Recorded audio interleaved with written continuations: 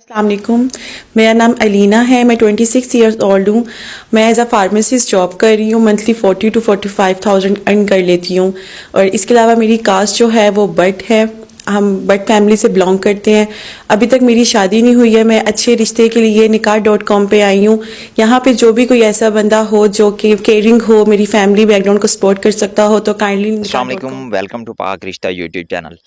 आज जो मैं अपनी प्यारी सी बहन का रिश्ता लेकर आई हूँ, ये मेरी बहन बट फैमिली से बिलोंग करती है और इसका नाम अलीना है और ये एज ए फार्मासिस्ट है और ये महीने का 50 से 60 हज़ार रुपये इजीली अर्न करती है।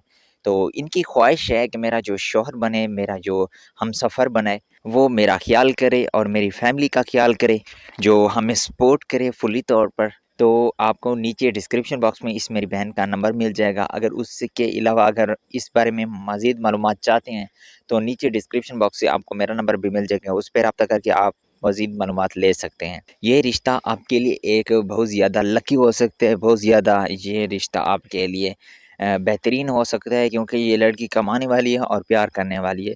ये आपके लिए बहुत अच्छा रिश्ता है। अगर आप प्रपोज़ल एक्सेप्ट करना चाहते हैं, तो नीचे डिस्क्रिप्शन बॉक्स से नंबर उठाएँ, इससे राब्ता करें और बातचीत को आगे बढ़ा सकते हैं। Thank you so much, always be happy.